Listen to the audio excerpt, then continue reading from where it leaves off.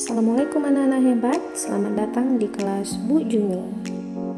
Hari ini kita akan belajar bahasa Indonesia bab kedua, buku Jendela Dunia.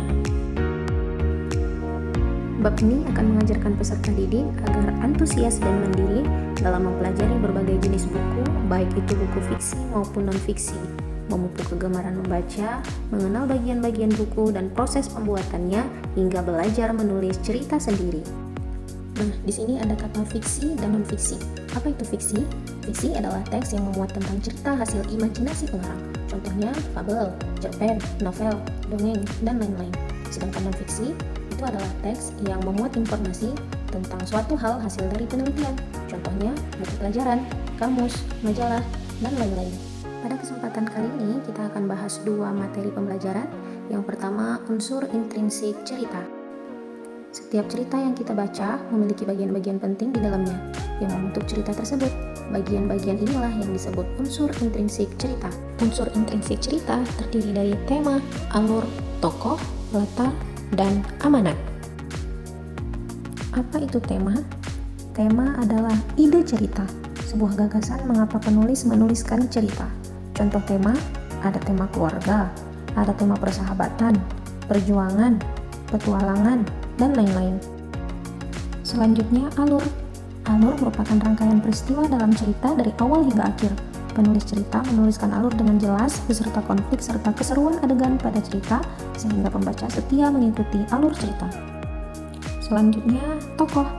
Tokoh adalah individu yang dibicarakan dalam cerita. Tokoh itu bisa berupa orang, binatang, atau benda. Penulis cerita memberikan informasi tentang tokoh dalam bentuk penggambaran karakter, penyebutan ciri-ciri fisik atau sifat sehingga pembaca dapat membayangkan tokoh cerita pada imajinasinya. Penokohan adalah penggambaran sifat atau karakter dari tokoh. Contoh, tokoh petani yang bersifat berani dan jujur. Untuk lebih jelasnya, tokohnya adalah petani dan penokohannya adalah berani dan jujur. Next, kita akan bahas tentang latar. Latar adalah keterangan tentang lokasi dan waktu cerita. Penulis cerita mendeskripsikan latar dengan sangat detail sehingga pembaca dapat membayangkan tempat, situasi, dan suasana cerita.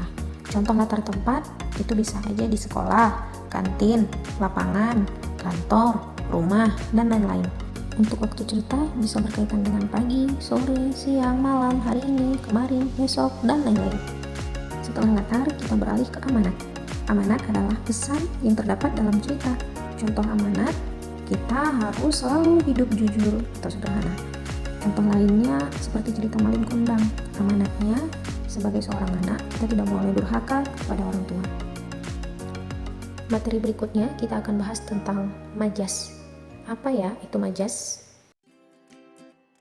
Majas adalah gaya bahasa dengan makna kiasan yang dipilih penulis untuk menyampaikan kesan. Majas akan membuat cerita memiliki makna mendalam dan menarik untuk dibaca. Ada 3 majas yang akan kita bahas pada pertemuan kali ini. Yang pertama itu adalah majas metafora. Majas metafora adalah majas yang menggunakan kata yang mewakili simbol dari makna sebenarnya. Contoh, Romah itu habis dilahap si jago merah dalam waktu 2 jam. Atau lebih mudahnya, majas metafora ini adalah majas yang menggunakan makna kiasan.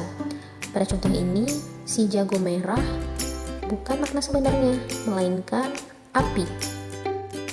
Majas yang kedua yaitu majas personifikasi. Majas personifikasi merupakan majas yang menggunakan sifat manusia dalam menggambarkan sebuah benda. Contoh, radio itu mendendangkan lagu merdu setiap sore. Atau contoh lainnya, pulpen itu menari-nari di atas kertas. Yang terakhir yaitu majas hiperbola. Ingat saja, hiper, berlebihan. Jadi majas ini menggunakan kata yang bermakna berlebihan untuk menekankan maksud.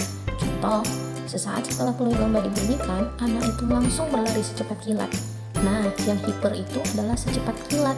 Contoh lainnya, jeritan hatiku menggelegar hingga ke kutub utara. Wah, ini kan sangat berlebihan ya. Itulah yang dimaksud dengan majas hiperbola.